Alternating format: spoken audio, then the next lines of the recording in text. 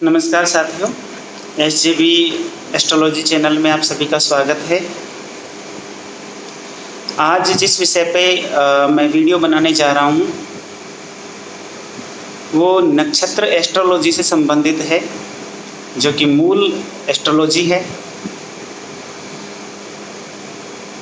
नक्षत्र एस्ट्रोलॉजी के अनुसार हम किस तरीके से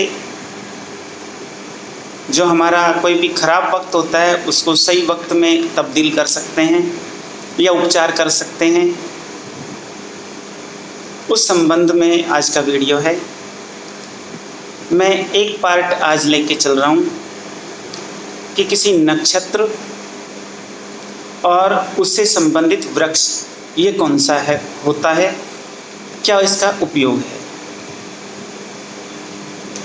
और ये जो सारे गणित है वो वैदिक एस्ट्रोलॉजी के अनुसार है। वैदिक एस्ट्रोलॉजी के अनुसार 27 नक्षत्र हमारे यहाँ माने गए हैं। उन 27 नक्षत्रों का क्रम अश्वनी से शुरू होता है और रेवती पर जाकर समाप्त होता है। किसी का भी जो नाम होता है, जो भी या तो जन्म नक्षत्र के अनुसार कोई नाम रख लेता है, किसी भी विद्वान ज्योतिषी से पूछकर, या यदि कोई किसी विद्वान ज्योतिषी से इस बारे में कंसल्ट नहीं करता है और जो माँ बाप ने सोचे हुए नाम होते हैं वो भी कोई रख लेता है, तो भी कोई खास अंतर नहीं आता है। क्योंकि नाम का जो भी अक्षर होता है उसका कोई न कोई नक्षत्र होता है। प्रत्येक नक्षत्र के 4 चरण होते हैं, उन 4 चरणों के अनुसार ही होता है। अब जैसे मान लीजिए किसी का नाम, मैं एक नक्षत्र का उदाहरण ले रहा हूँ।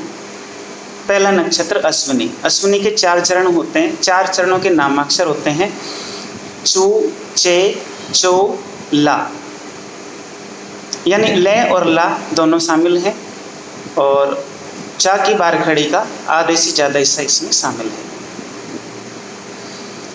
तो अब इसमें मान लो किसी का नाम ले अक्षर पर है या ला पर है या चे अक्षर पर है, चो पर है, चू पर है, तो ऐसी स्थिति में वो अश्विनी नक्षत्र उनका हो जाता है। मान लीजिए किसी का नाम है लक्ष्य, तो लक्ष्य का नक्षत्र हो गया अश्विनी, क्योंकि ला अक्षर तक इसमें गिनती है, तो अश्विनी नक्षत्र का 4था चरण उसका हो गया। अब इसका क्या महत्व होता है, मैं एक प्राचीन उदाहरण ले रहा हूँ। जब महाराजा दशरथ के वचनों के अनुसार भगवान राम का वन गमन था,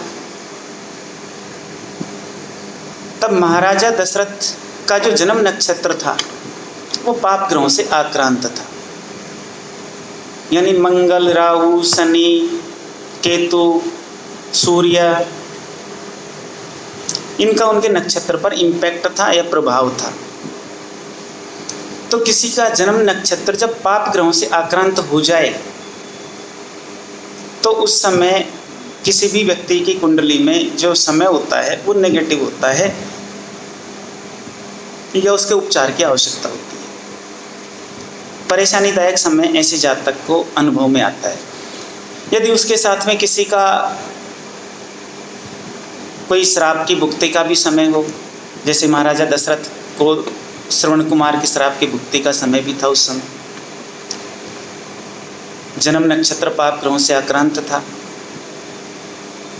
तो वो वहाँ पर एक तरीके से माने तो बच नहीं सकते थे, क्योंकि जो श्राप का प्रभाव होता है, यूँ तो जन्म नक्षत्र पाप ग्रहों से कई बार आक्रांत होता है जन्म समय किसी भी इंसान के लाइफ में, लेकिन हर बार मृत्यु का समय नहीं होता, लेकिन कष्ट का समय जरूर होता है। मृत्यु का समय तब होता है जब कोई श्राप का समय हो या मृत्यु का समय उम्र पूरी होने के अनुसार हो।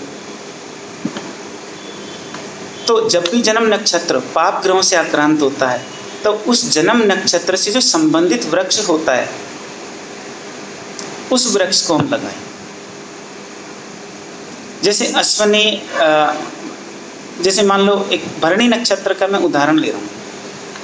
भरणी नक्षत्र मान लो पाप ग्रहों से आक्रांत है या पाप ग्रहों से इसका वेद होता है, तो भरणी नक्षत्र का वृक्ष है आंवला। तो आंवले के वृक्ष उस समय लगाए जाएं। जो भी कोई इजाप वगैरह करें, कुछ और करें, वो सब अपनी जगह। अपने इष्ट के प्रति श्रद्धा, हालांकि ये सर्वोपरि उपचार है, तो इष्ट के प्रति श्रद्धा रखें और किसी का बुरा नहीं सोचें और नक्षत्र से संबंधित वृक्ष लगाएं। जैसे आंवला लगा दिया। ऐसे मान लीजिए किसी का जन्म नक्षत्र है पुष्य नक्षत्र पाप ग्रहों से आक्रांत है, तो पुष्य नक्षत्र के वृक्ष हैं पीपल, तो पीपल का वृक्ष लगाएं। दूसरी इसकी गणित किस तरीके से होती है, मान लो जन्म नक्षत्र शनि ग्रह से आक्रांत है, तो शनि ग्रह के 3 नक्षत्र हैं, प्रत्येक ग्रह के 3 नक्षत्र होते हैं। तो शनि के 3 नक्षत्र कौन से, एक पुष्य नक्षत्र होता है, एक अनुराधा नक्षत्र है और एक उत्तरा भाद्रपद नक्षत्र है।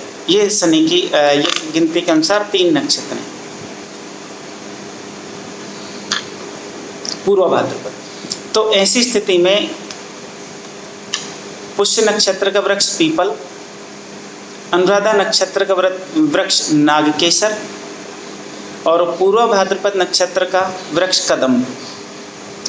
ये 3 वृक्ष यदि कोई इंसान लगाता है जो शनि से संबंधित है या शनि जिन नक्षत्रों का मालिक है उनके 3 वृक्ष हैं, तो भी उसका जो नेगेटिव समय है उसकी तीव्रता में कमी हो सकती है। इसके साथ ही पृथ्वी का एक आवरण भी, जो जैसे कि पृथ्वी को हम बहुत कुछ तो नहीं दे सकते, लेकिन हम वस्त्रों का आवरण जरूर पहना सकते हैं। पृथ्वी के वस्त्र हरे भरे वृक्ष हैं या ओजोन परत, वायुमंडल की जो परतें हैं वो है। पृथ्वी को जितना हम हरा भरा करेंगे उतना ही जो हमारा वायुमंडल है वो शुद्ध होगा और ग्लोबल वार्मिंग में कमी होगी, ओजोन परत को नुकसान नहीं होगा, बारिश ज़्यादा होगी। तो जब एक तरीके से ये लोक कल्याण का कार्य हुआ, तो लोक कल्याण का भी जब कोई कार्य करता है तो उसका भी जो नेगेटिव समय होता है वो अपने आप कम हो जाता है। तो नक्षत्र एस्ट्रोलॉजी के अनुसार, और अब वो कोई सोचे कि 27 नक्षत्रों में किसी का नाम जो है किसी भी नक्षत्र पे हो सकता है। मैंने 2-3 नक्षत्रों के उदाहरण दिए हैं। इसके लिए आप एक पंचांग खरीद सकते हैं। पंचांग नहीं भी खरीदें तो नेट पर ये सूची उपलब्ध है। नेट पर जो सूची उपलब्ध है नक्षत्रों की और वृक्षों की, आप अपने नाम का अक्षर पहचानें, नाम के प्रथम अक्षर के अनुसार अपना नक्षत्र पहचानें और नक्षत्र के अनुसार जो संबंधित वृक्ष है उसको लगा लें। तो एक बहुत आसान श्रेणी का ये उपाय है और इसको करने से हम जो नेगेटिव प्रभाव है ग्रहों का उससे हम बचे रह सकते हैं। लोक संग्रह में हम योगदान दे सकते हैं और जो लोक संग्रह करता है, ऐसा बताते हैं कि एक वृक्ष 10 पुत्रों के बराबर होता है। यदि कोई एक वृक्ष भी लगाता है तो जैसा पुत्र बताते हैं किसी की गति करता है हमारे हिंदू शास्त्र के अनुसार, तो जिनके पुत्र नहीं होते उनकी भी गति होती है। तो उनकी गति वृक्ष लगाने से ही होती है। तो वो लोग वृक्ष जरूर लगाएं, क्योंकि जब एक वृक्ष 10 पुत्रों के समान फलदायी हो सकता है तो लोक संग्रह के कारण हमारी गति का कारण भी बन सकता है।